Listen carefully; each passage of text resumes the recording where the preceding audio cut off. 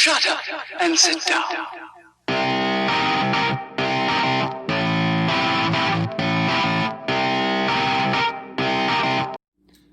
What's the story, Internet? Hope everyone is having a wonderful day so far. Welcome to my review of the remaining Premier League matches. There were 2 of them today, and then preview for Tuesday's Champions League matches. As always, a reminder, the Champions League matches here in America are on CBS All Access or whatever their streaming service is. So yeah, if you find out through there how to subscribe, that's your place to watch them. So, quick rundown of the Premier League matches. So we had Fulham versus West Brom. Fulham ran out 2-0 winners versus West Brom. Their first win of the season, so credit to them. I also wanted to mention specifically the Ola Aina goal, excuse the pronunciation, was just sweetly hit. Fantastic. Even the commentator said himself, you can't hit a ball more sweetly than that. So credit to him. Straight into Leicester versus Leeds. Crazy first 2 minutes. Patrick Benford with a point-blank header that goes straight into the arms of Kasper Schmeichel.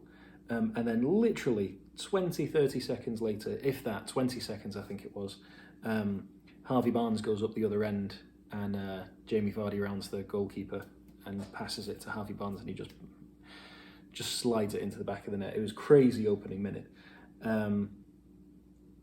Leeds weren't out of the match completely. If you look at the statistics, they were very much in it and probably the better side, but Leicester were just clinical. They were very good on the ball. Yuri Tielemans, not only getting the 2 goals, but he just had a complete performance really. And they ended up winning 4-1. Big talking point, was VAR correct to award a penalty? In my opinion, yes. It was very close, but if you look, it was inside the box, and I think it was the right decision ultimately. So let's dive straight into the Champions League matches because we've got a lot to get through. Got 8 of them today. Shakhtar Donetsk versus Borussia Mönchengladbach. Mönchengladbach coming off the back of that win against Leipzig, so they'll be flying high at the moment. Nothing against Donetsk. They beat Real Madrid, and they had a draw in their last result. So I can see this being quite a good match against 2 sides that have played very well. I'm still going to say that Mönchengladbach is going to win it because I just think their style of football is counteractive to Shakhtar, but I wouldn't be surprised to see it go either way. Neither way would be an upset. I think both two teams playing very well. Lokomotiv Moscow versus Atletico Madrid. You have to say Atletico Madrid. They won last time out. Lokomotiv Moscow played very well against Bayern Munich, but Atletico Madrid are a different side to Bayern Munich. Bayern Munich will just blow you away with shots. Atletico Madrid will just batten down the hatches, and they just need that one opportunity and they'll just run you off the pitch. So I think Atletico Madrid are going to win this one in Moscow. That does add a benefit to Lokomotiv Moscow playing in Moscow. It's a long travel, but I'm still going to say Atletico Madrid.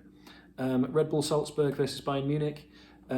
You've got to go for a Bayern Munich win here, haven't you? No disrespect to Salzburg, they did very well against Atletico Madrid, only losing by 1 goal, but Bayern Munich are Bayern Munich at the end of the day, and I'd be very surprised if they didn't win.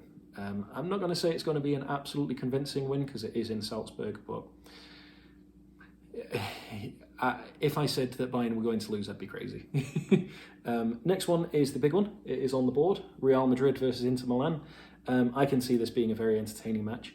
I'm going to call Inter Milan winning this one.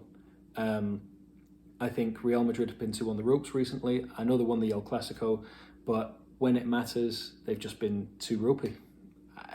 You can't say anything other than that. So they've been so up and down, up and down, up and down. Eden Hazard got his first league goal the other day, but still, I think Inter Milan with Lukaku, with Lautaro Martinez, if they can get the team going, I think they're going to win.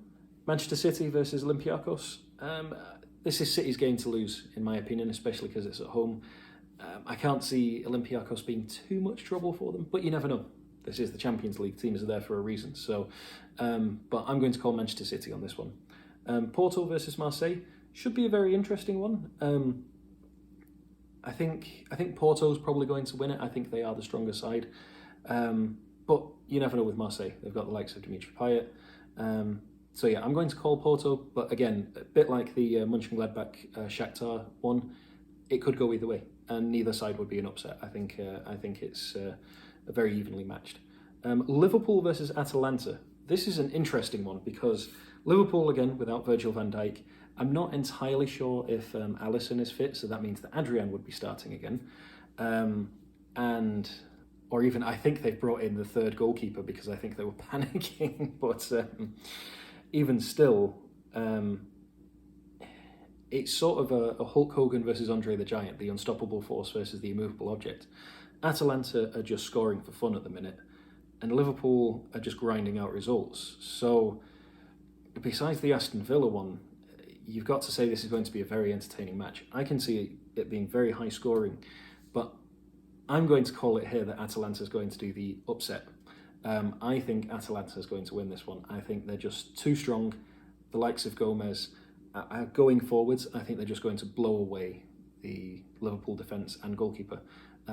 No disrespect to Jack Grealish, Ollie Watkins and the crew, but if Aston Villa can do it, Atalanta can do it. So, and then into the last one, we've got Midtjylland versus Ajax. Now, normally, I would say that Ajax is going to win this one hands down. However, they have been decimated by the pandemic, and they just had 11 new cases spread through their team, a bit like Donetsk had prior to the Real Madrid match. So it will be interesting to see. It should be good for Midtjylland because if they can rally and go against a shaken Ajax team, they could pull out an upset here, and it would be full credit to the Norwegian side. But I think Ajax are still going to pull it out. It really depends on the players that have been affected. But interesting to see, something to keep an eye on. Just because if the result does go Midtjylland's way, not to say that that'll be the reason, it will be more of taking advantage of the situation rather than taking away from their victory, because they still thoroughly deserve it, but taking advantage of the opportunity. So that's today's video. Review of the Premier League, preview of the Champions League for tomorrow. I am going to post another video tomorrow at 8 a.m. I'm going to record it momentarily with a preview of Wednesday's football. Some other interesting matches coming up, big match in my opinion, and there is another one that I'm going to tell you that you need to keep an eye on because I think it could be interesting. So I hope you're all staying safe, keeping out of trouble. Thank you very much for watching, and ta-ra for now.